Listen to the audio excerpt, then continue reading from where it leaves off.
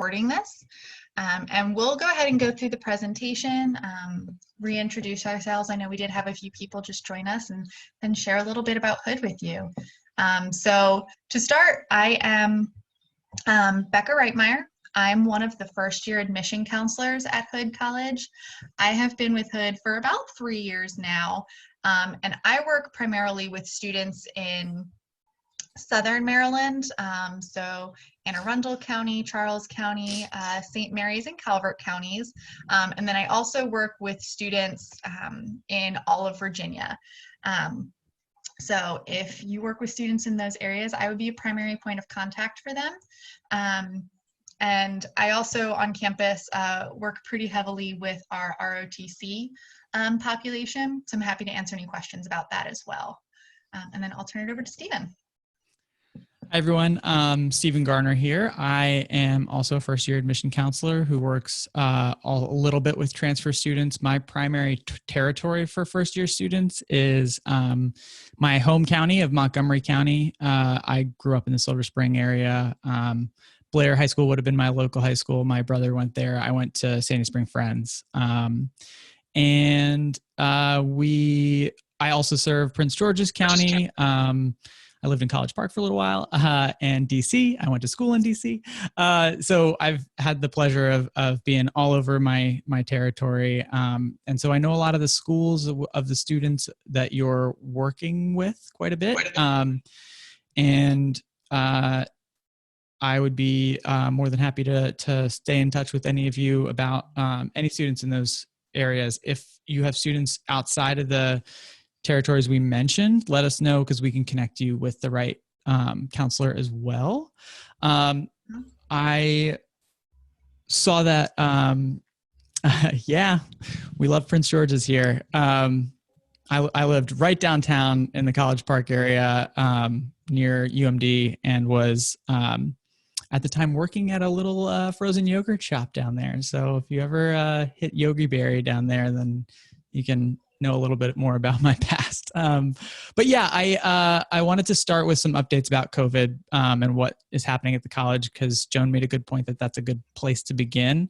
And we can touch more on this for sure. But right now we have extended our deposit deadline to June 1st. We've also lowered our deposit amount to $100 for the time being to make it a little bit more accessible right now. And we're also encouraging students who have financial hardship because of the virus or because of the pandemic or really any situation that has arisen because of COVID or not, to let us know so that we can walk them through the appeal process for their financial aid. It's a really simple process. It mostly is just writing an email or a letter to myself, Becca, the student's counselor, or just our financial aid office directly. We like to be copied on those so we can make sure that we're able to make sure the process goes smoothly. We're here for every individual, and it makes it a little easier when we're on those emails. But that's sort of where we're at this moment with all the changes due to COVID. There's a lot that the school is doing for the current students as far as student engagement and, making sure that their classes are going smoothly as they complete their online everything. There's discussions on how to handle graduation and looking at what that will look like for our seniors. So they're incredibly active. They do a really good job. The senior team and our president and her staff do a really good job of keeping everyone informed on what's going on. So we're actually having a staff council meeting on Friday where I know they're going to talk a little bit more about that too. So I'm excited for that. I would just echo Stephen. If you are working with any current seniors this year that are interested in Hood, first we are rolling admission. So if anything has changed where maybe they're looking for an option in Maryland a little bit closer, we are still accepting applications and they can absolutely apply with us. Currently that deposit deadline, as Stephen said, has been extended for this year's seniors. And the Campus administration are sending updates and closely monitoring the situation. They are discussing various alternatives for the fall. And as we get more information, and they make decisions, they've been really communicative in getting that out to us. So it is a bit of a waiting game to hear more information, but they've been very, very good at keeping the whole community engaged in that process. Wonderful. Thank you, Becca. So we also had a really good question in the chat that I want to start with as well, about students with learning disabilities and learning differences. We have some really wonderful folks on campus who do a great job of taking care of every student's needs. And I have contact information that I can give to you. I always forget her title because it's actually pretty long, but Kate Gamir is someone to know, especially in that department. So when it comes to making sure those students have everything they need when they are attending Hood, she's the person to go to, and she's part of our Center for Academic Achievement and Retention, which has resources for all students that actually we'll talk a little bit about during the Prezi. So we'll get started. I noticed also you asked about, Jody, about student life, religious services, that sort of realm of things, and the school's Jewish population. We have a really diverse student body when it comes to really everything, but certainly religiously, I always guide students who are looking for their spiritual fulfillment to our Dean of the Chapel, who really works with every student, no matter what their creed or any of their background is. Reverend Beth O'Malley is her name, and she's been just such a pleasure to work with. I've had the joy of talking to her both professionally and socially. So, she's spoken with me directly about topics like that, and how to find, what it will be most, how to find your place within your faith on campus. We have religious services for the major holidays on campus. And yeah, if there's something I didn't touch on, which I'm sure there is, I know that we have lots of good resources. Mm-hmm. And when we talk about life on campus too, I'll mention some of the clubs we have. We do have some that are specifically geared around different religious affiliations. I know we do have a Hillel group on campus for our Jewish students. So yes, we do.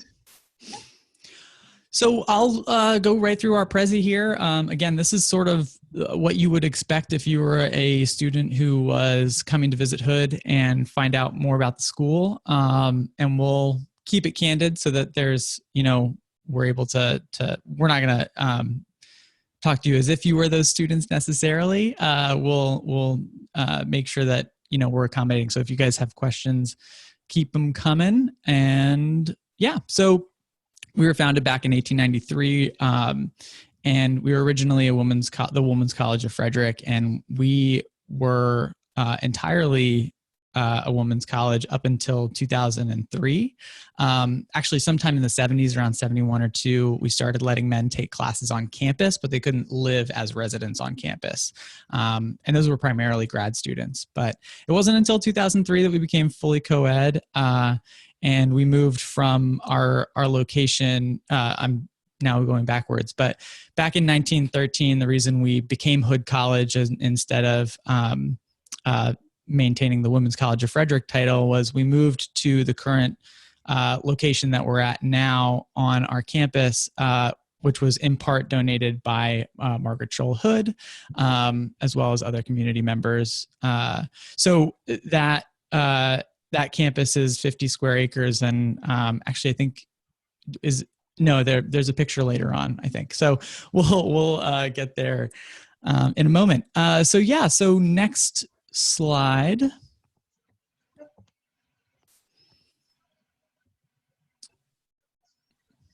All right. So a little bit about our community.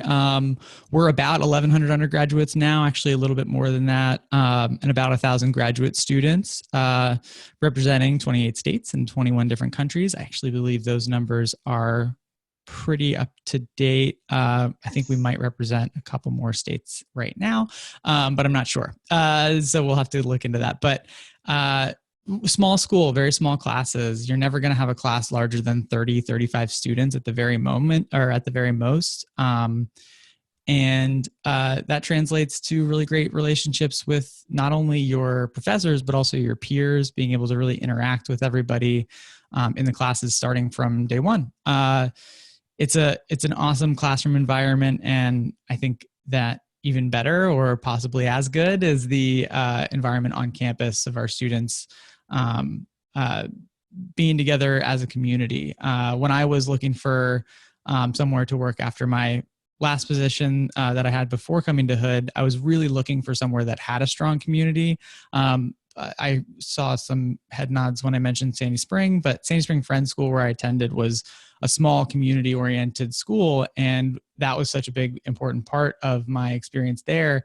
I ended up going to a massive college that did not sort of cater to that community life. And so finding Hood, and even as a staff member, I can really appreciate the kind of community feel and presence that Hood has. And that's within its own community at Hood, but also in the Frederick community, which I'll talk about a little bit. But this is our beautiful campus. I mentioned we're on 50 square acres, lots of wonderful trees. Hidden back behind the center building with the 4 pillars is our quad area, as you can see the mouse going there. Right there in the middle of that is our pergola, which is hidden because you got to come to campus to see it. So when you get the chance, and once we're open for visitors, definitely come check that out. It's going to be, it's a wonderful space. And I was just mentioning this morning that when I first came to Hood, it was where I ate lunch almost every day for that first year. So it's a really wonderful campus. This front half of campus, the front half of campus is mostly our academic buildings. That circle of buildings in the back, sort of the back 5 of them, are our residence halls, and then you can sort of see all the athletic facilities kind of ensconcing that a little bit. So we're also in the process of building a 6th residence hall that's going to be near the chapel over here on the right side, replacing one of our less used facilities that we're no longer, that has been demolished. And when we're raising the new facility there, it should be open for business. We're hoping this fall. So yeah, that's on track, and actually construction is going really well. Thankfully, the one thing that COVID has not stymied is construction efforts, which is great. So yeah, we'll move on to the next one, which is a little bit more about Frederick. I moved to Frederick almost 5 years ago now, which is crazy to me. And when I first moved up to Frederick, I was coming from DC and living in Silver Spring and College Park and all these places that had all this stuff going on. And I was worried that I was going to be bored. I was worried that I was going to not have anything to do. And I'd honestly not spent much time in Frederick, but it's a wonderful city. And if anybody has spent time in there, give us a little shout out in the chat. But Frederick is such a great place. There's so much to do downtown, so many great restaurants, a beautiful creek, which you can see here. Runs all the way through the downtown, but then up through a 70-acre park, Baker Park, with a beautiful bell tower and lots of green space and, shops along the sides all downtown. So it's just a really wonderful place. There's a lot of great music venues. There's events that the city hosts. We have every first Saturday of the month, where the whole community comes together, and businesses stay open a little later, and there's often themes. In February, they do, probably the most popular one is Fire and Ice, where they have ice sculptures all through downtown, and they have fire dancing and different busking, and it's just it's an awesome event. And it's monthly, so that's really cool.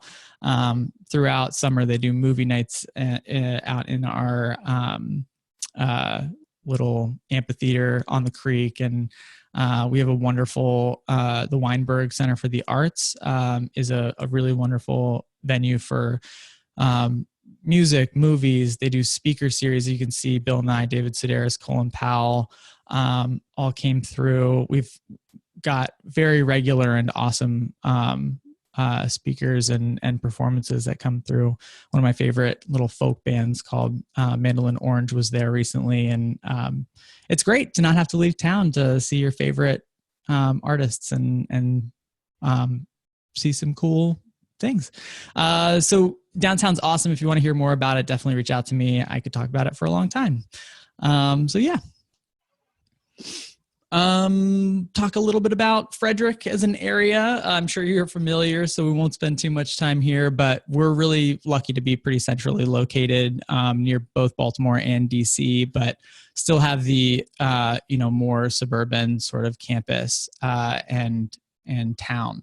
So being as close as we are to both Baltimore and DC definitely opens up a lot of opportunities for students making connections to some of the larger businesses and corporations in those areas for internships, but also jobs, which is awesome.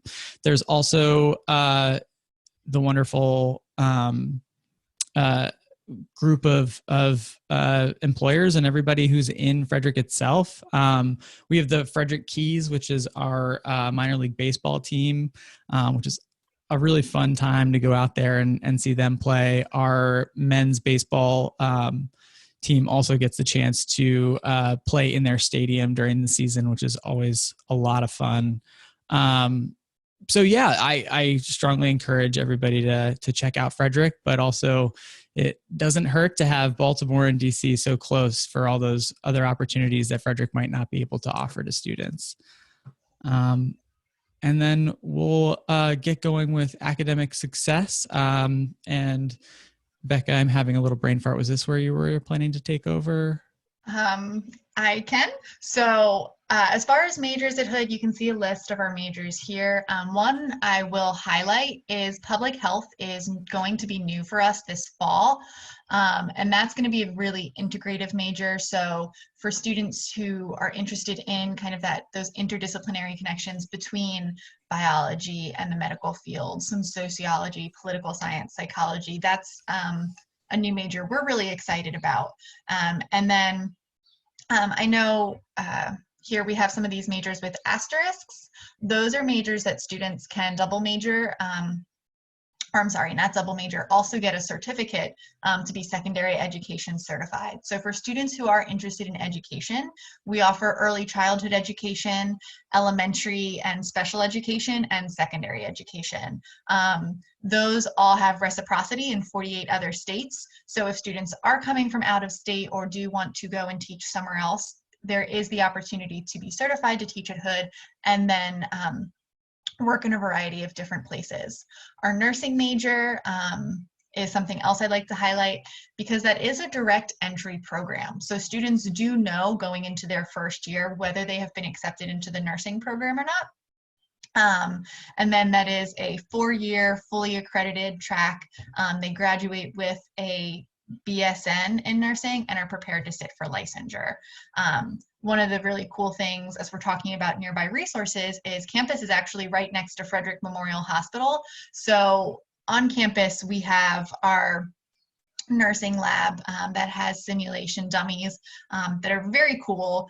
Some of them are very simplistic to be able to practice interacting with a patient bedside, but then some of them also are able to simulate seizures and child labor. So really cool opportunity for our students there, but then they also are able to do some of their clinical rotations at nearby Frederick Memorial Hospital.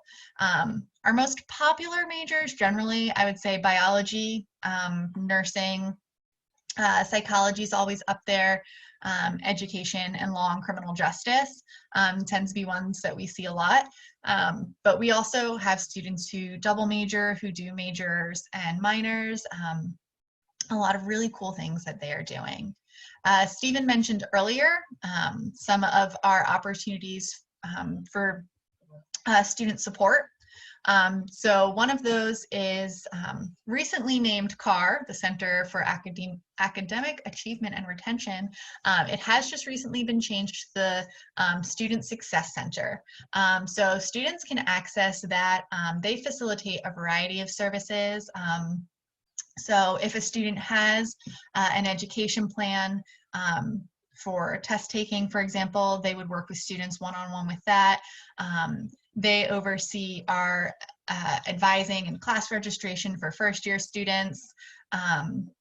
If a student is looking for peer tutoring, or is someone who likes to have another pair of eyes on a paper before they turn it in, the Writing Center and the Tutoring Center are great resources for that. Our faculty are one of my favorite things to get to brag on for Hood, because they are just really invested in seeing their students succeed. You can talk to them and they know their students by name. They know who they are, what they're interested in. They'll go to see our athletes play. So they're really supportive. They have office hours that they hold that students can access if they have a question. And they're also really accessible by phone and email. And I say that both from a professional perspective and as someone who has taken grad classes at Hood, it's very easy to get a hold of professors. And then the Career Center is another resource we have on campus. Again, staff that are really invested in seeing students succeed. They really are a help throughout the process. So in their first couple of years, they can help students with choosing a major, connecting them with professors based on their career interests. As students are starting to think about internships, the Career Center maintains a lot of active connections around Frederick and can assist with that. And then as students are starting to think about graduation and kind of what comes after college, the Career Center will do resume editing, mock interviews, and then we have a database called Handshake, you may be familiar with, where students can go and see job postings from different fields. And it is a lifetime guarantee that students could call back once they're alum and say, hey, I graduated from Hood with this degree. I'm looking for something in my field. Do you know of any openings? And they're just really wonderful to get to chat with.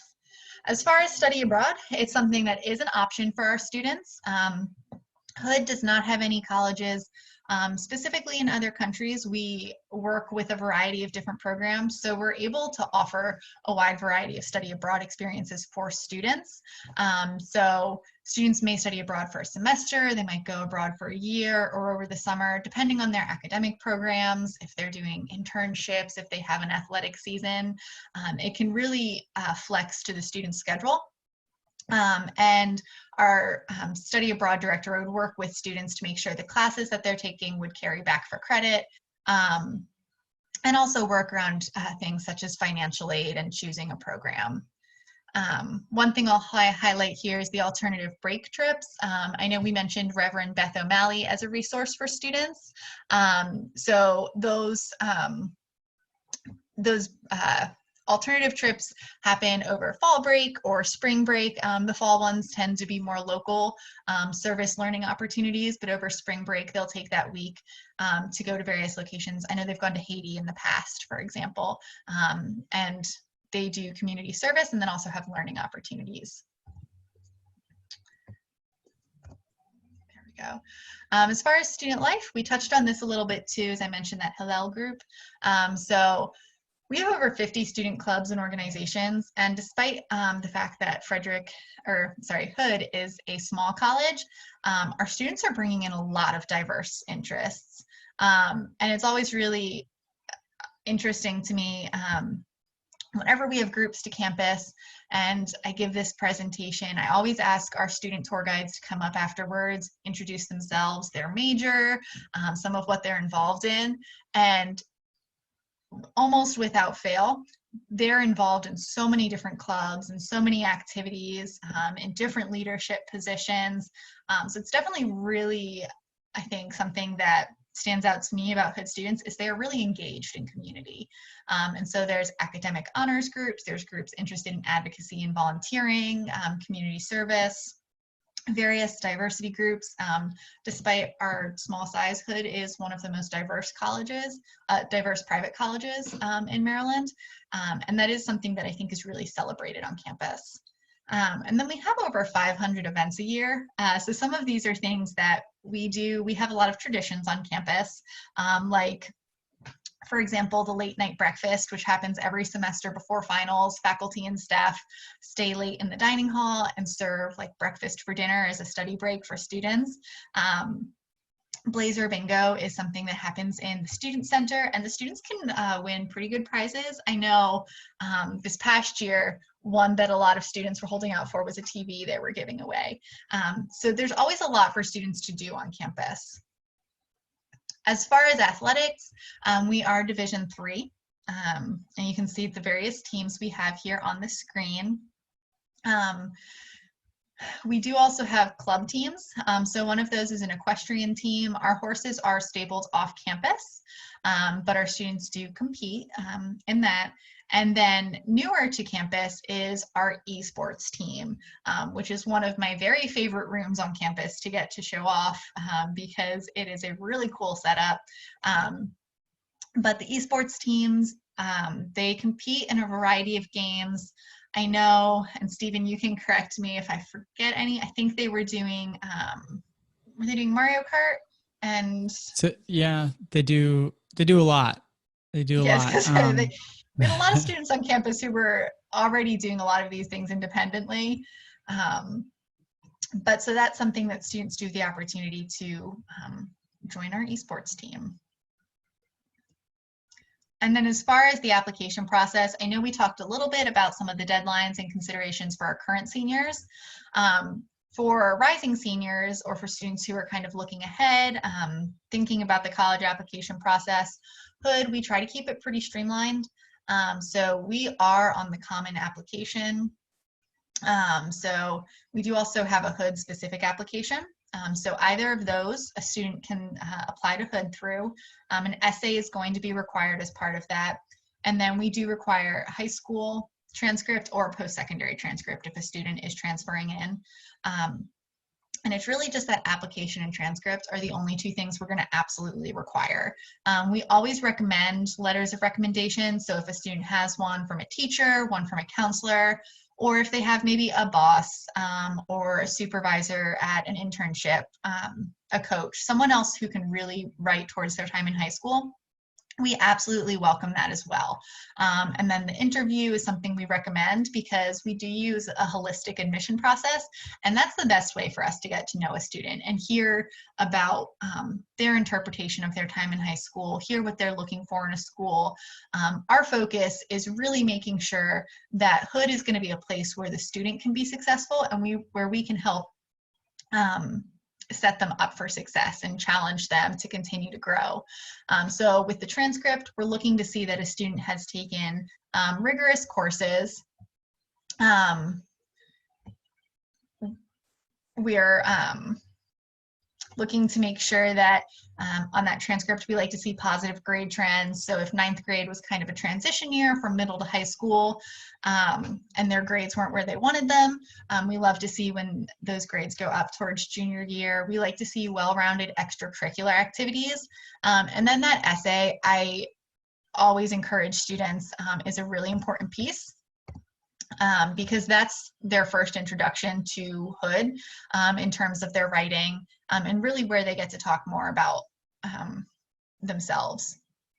With the Great College Essay, so we like to share this with students to give them some ideas about what they can be writing for Hood. On the Common App and on our specific application, there's a pretty wide range of essay prompts. So really, I think one of them is almost worded, you know, if there's anything else you want to write about, please share. So we always tell students, have fun with what you're writing about, but definitely take the way you're writing really seriously. So just some deadlines that we like students to keep in mind. August 1st is when the Common App opens. Our Hood application is available on our website usually between mid-September and end of October, we get it up there. So for those students who want to get their applications done before senior year starts, I usually recommend the Common application since it does open a little earlier. They're both free to apply. They both ask for the same information. So there's no benefit to the one or the other. It just kind of depends on how the student prefers to apply. No application fee I mentioned. We are rolling admission, so we have no set deadlines throughout the year. I mentioned at the beginning of the presentation, we are still accepting applications. And with the way admission counselors work with students at Hood, we are assigned by territory. So I know at the beginning, Stephen mentioned his Maryland territories, that he also works with DC. Students can go to our website and find who their specific admission counselor is. And then we are primary point of contact. We let students know, usually by text, when we get their application. If we haven't gotten their transcript, we might reach out and check in and say, hey, we just need your transcript, then we can read your application. We're really communicative throughout the whole process, trying to take out some of that suspense, because the application process is an important part of senior year, but should not be the most difficult part. So we definitely encourage them to stay in touch with us during the application process, but then also after they get their admission decision.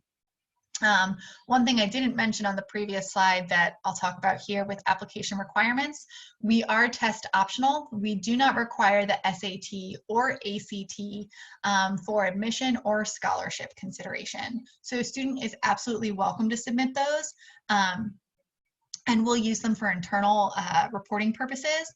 But we also know that standardized tests don't always tell the full story for every student. So we make it optional. And with that holistic admission process, we are really looking overall to get a sense of everything the student has been doing in high school. So scholarships and financial aid. Up here you can see the cost for this upcoming year. When we look at a student's application for admission, we automatically review for scholarship consideration. 100% of our students who are accepted to Hood are going to receive some form of financial aid.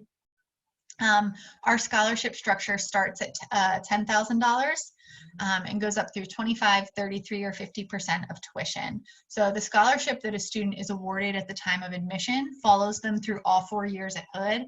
So for those top 3 scholarships being percentages, if our tuition goes up in a certain year, the student's scholarship amount is going to go up with it.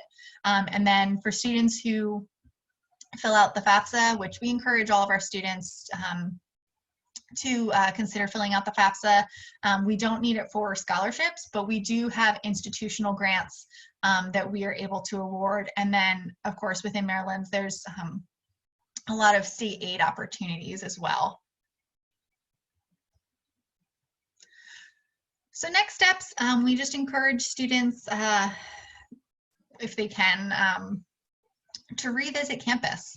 So we offer a couple different on-campus visit experiences. We're not offering those currently, but a Blazer for a Day visit, we are able to tailor to students. They get to visit a class, visit different departments on campus, and then Discover Hood Day is our version of open house. So though we're not having on-campus visits right now, if you do have any students who are looking to tour some campuses, talk to an admission counselor, we're offering a full range of virtual visit opportunities. So students can have a personalized tour. We have our virtual tour on campus that students can take, and it's self-guided, but they can also sign up for an appointment to chat with their admission counselor either via Zoom, FaceTime, phone, Skype.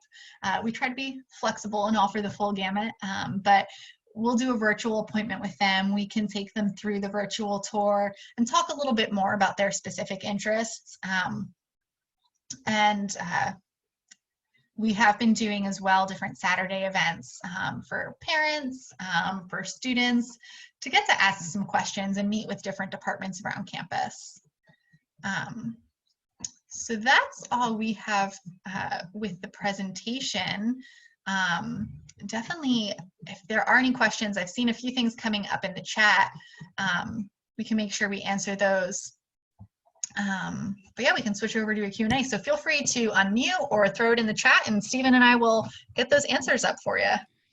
Yeah, we'll start with Sue's question about the essay, because this is definitely one that we've tried to be lightheartedly joking about, knowing that there is a very good chance we will get lots of essays with some experience that involves COVID.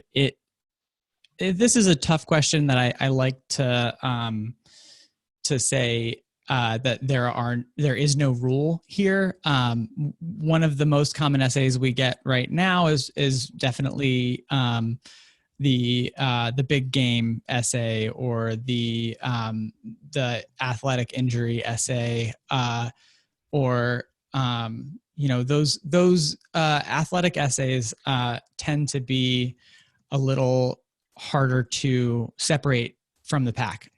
So right now, that's kind of where that hammer falls. But that doesn't mean you can't write an athletic essay per se that doesn't grab us or isn't well written and isn't a great example of your creativity and writing ability. So it's a kind of a no answer in that I haven't currently read any essays about COVID yet. So I know that there is someone have you read one, Becca? I have, actually. So as I would echo Stephen and say, there are topics that definitely, I always point to kind of that game-winning goal. It's not for me the topic so much as the way you're writing about it. So why is that impactful for you? I have actually already read some very good COVID essays this year.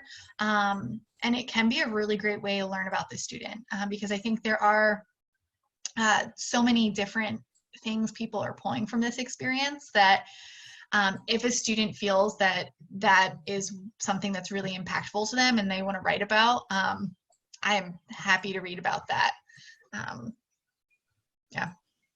Yeah, so I agree. I don't think it's something that'll be a detriment. Right. I totally think that it is something you can entirely write well about. And it's interesting because none of us, we haven't read a ton of them yet. It may be next year that we do see a lot of those essays, but if an essay is well written, and if an essay is, if it's well written, if it's clearly shown, the student showed a lot of effort in writing it, if the student clearly did a good job editing it, and had a unique experience of some kind within that, those highlighting their own authentic experiences always going to be the best thing to do. And if the most powerful thing that is on your mind is our entire year is pandemic. So I think that it's unavoidable. And if you have some good things to say, or if you have a good topic that revolves around COVID, I would not shy away from it at all. I would just concentrate on writing the best essay a student can write. But again, pressure's on a little bit because we will see a lot of COVID essays. It's going to happen. So some other questions we got were about scholarships in the honors program. So about that, so what we're going to be looking for our scholarships, and for each tier of them, is the rigor of a student's courses. We do a recalculation of their grades. So we're taking into account the types of classes they're taking. We're looking especially at the core subjects, so the math, science, English, social studies, foreign language. So the profile of a student who is going to be getting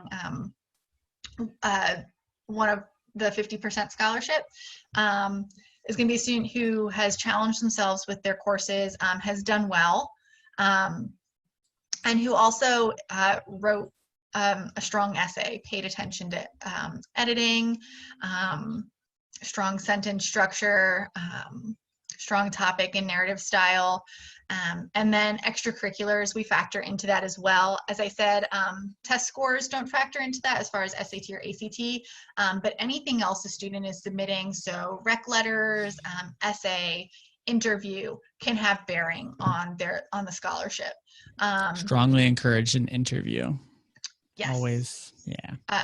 For the honors program, there's going to be a really heavy emphasis on the essay for that, because the honors program at Hood, I love hearing them talk about it, is not the same classes, more difficult, but it's different classes that allow students to have more of an interdisciplinary experience. So you may have a class that's co-taught, and I'm going to apologize for the train in the background. I live next to some tracks and I'm hearing they're coming by. So you might have a class that's co-taught by a math and a history professor. And they look for some additional hands-on learning opportunities. So whether that's trips or the fact that instead of doing standard assessments, there's less of an emphasis on test taking and more on writing. So they do a lot of papers, a lot of essays. And so one of the things we look at really heavily for consideration for the honors program is the student essay. And that's actually rolled right into the admission consideration process as well. So when we look for scholarship consideration, I'm so sorry, or we're looking for admission purposes, we'll also automatically review for the honors program. And then students can be recommended for the honors program, and then they'll be reviewed by an honors committee who will make that offer. One other scholarship I will mention, as I'm talking about those students who are very high achieving, have that strong academic profile, we do give out a limited number of full tuition scholarships each year, called our Chair of the Board scholarships. Those I recommend students apply by the end of December, January 1st at the latest. Any students who apply up to that point will be automatically considered as a potential candidate. And then students who are chosen as finalists for that scholarship are invited to campus for Scholars Day, usually in February, and then have interviews, and then a candidate is selected from that day to receive a full tuition scholarship. And we offer 4 of those a year. Yeah, it's an awesome event. It's probably my favorite of the year, is getting to have all those students on campus. And then I'd say maybe Accepted Students Day is right in line with it. Yes, Jacqueline. No, I think you sort of answered it. If I heard you right on that particular scholarship, Chair of the Board, and also probably at the highest level for the merit aid, are we looking at 4.0s basically? Typically. Yeah. Okay. And it doesn't have to be, but the chances are that they've taken a lot of the upper level classes too. So honors, APs, possibly IB, any of that. So often those students are up over the 4.0 with their weighted GPAs. But Great. we really look, yeah, of course. And this I think is just sort of an expansion of what Becca was saying. We take such a largely holistic approach that everything matters. So every time we email with a student and have communication that way can help influence how the different things they'll be recommended for.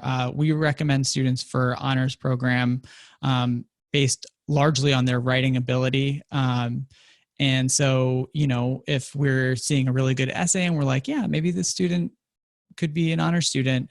But say we get an email from them where it's like really poorly written, or you can tell that it's, there's not the effort there and they're not taking the time with that might influence. So I think that it's important to know that it's not just the application that can help a student get scholarship dollars. It's the interview. It's all of the things Becca mentioned. And so being on top of that and showing that you have polished all of the sides is helpful. And we're, everyone's human. So we are too, and we can be certainly forgiving. And chances are, if you put a couple of mistakes in your essay, I may not miss, or I may not catch them, especially if it's a comma, because I'm notoriously not great at that, but who is?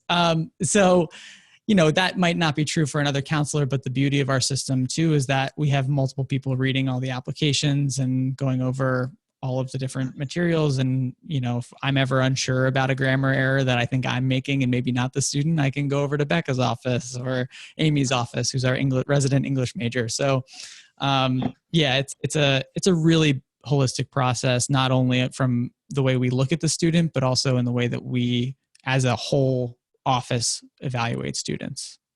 And there was a question about the honors program about whether it was a separate app. That is the same application. I will say for nursing as well, because I mentioned that's direct entry, that is also all done with the same application.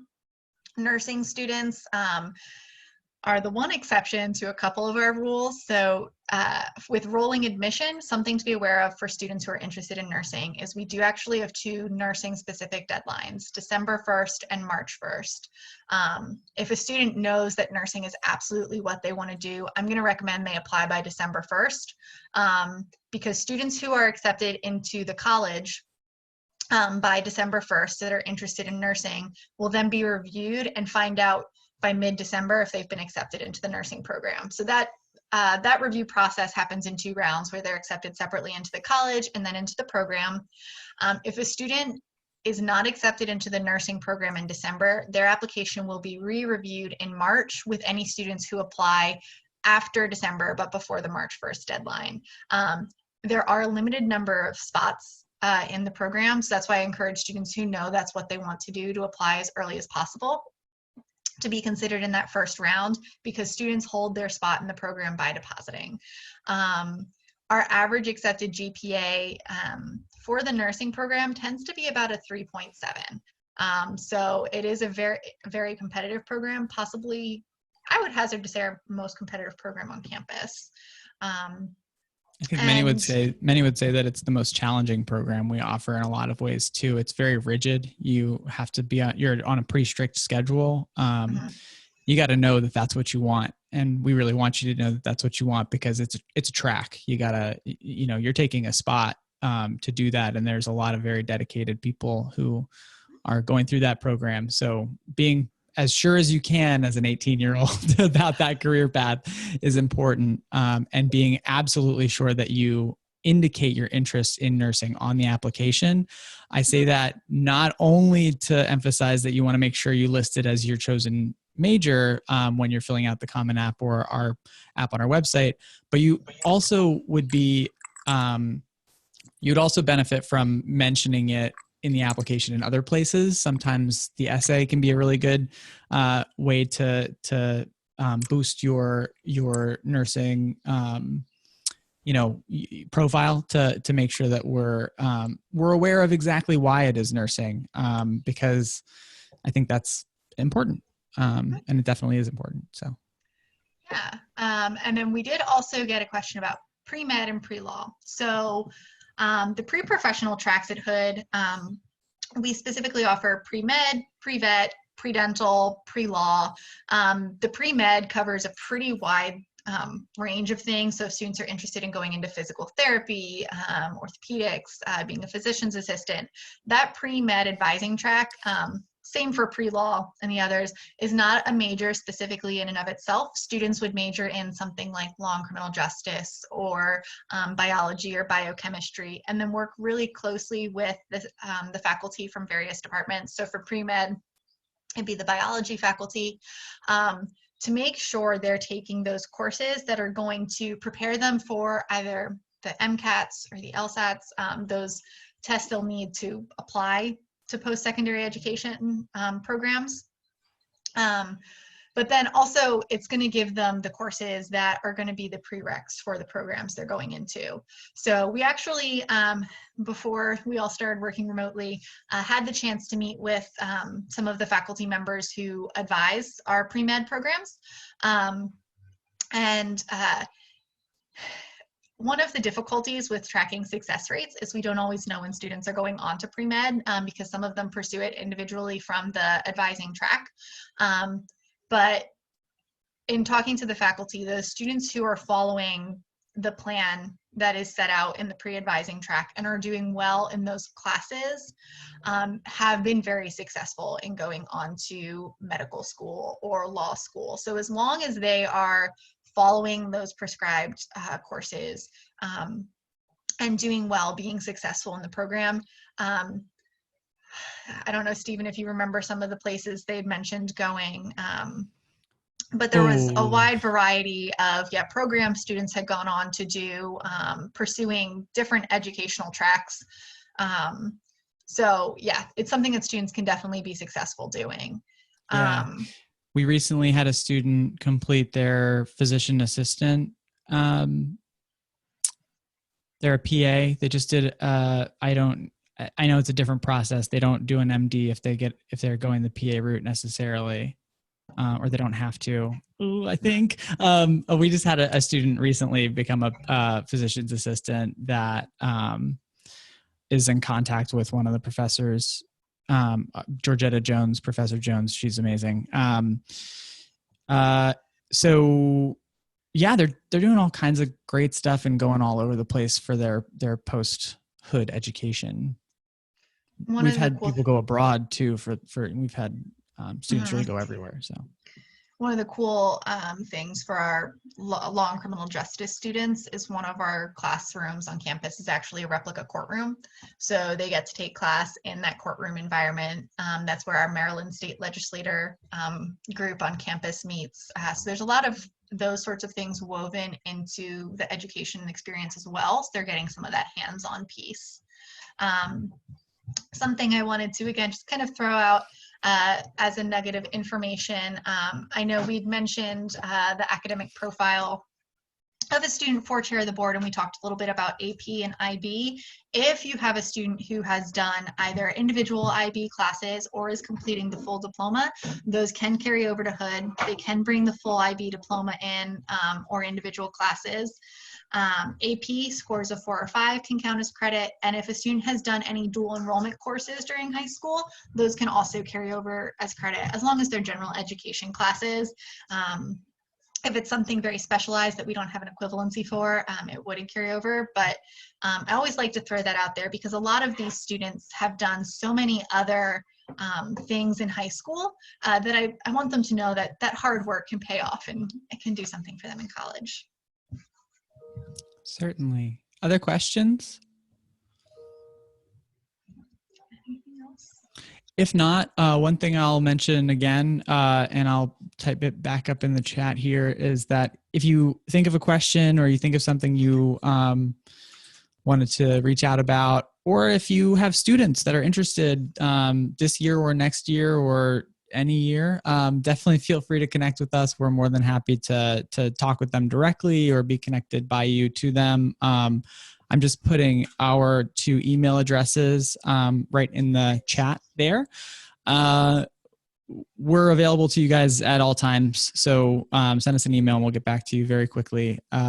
If you want to drop your email into the chat so that we can send you a copy of the recording, feel free. I think we'll pull whatever emails associated with your Zoom account, although I'm not 100% sure that we can do that with every one of these. So I think that that's something we can do. I just have to double check. But to be absolutely sure, if you want to put your email in there, we can definitely get it that way. And then we'll pass this along to Jeff, who I know has all your contact information and can probably share it around. So whatever's preferential to you, but Yeah. any final thoughts? I would just add, I also oversee our kind of counselor database. So if you do want to be added to that to get information, again, updates about Hood or things as they're going on, you can also throw your contact information in a private chat or to the group based on your what you prefer, and we'll get you added to that. But thank you all for joining us. I do really appreciate it and navigating the Zoom presentation world with us. Yeah, we're becoming Zoom experts now. I don't pretend to be tech savvy. Working with you guys. Thank you so much. Yeah, oh, yeah. Thank you. Thank you. We really appreciate everybody turning out. So have a wonderful day and almost weekend. And I hope that we get to hear from you guys, but you'll certainly be hearing from us. So I will just say goodbye. Yeah, thank you all for joining us.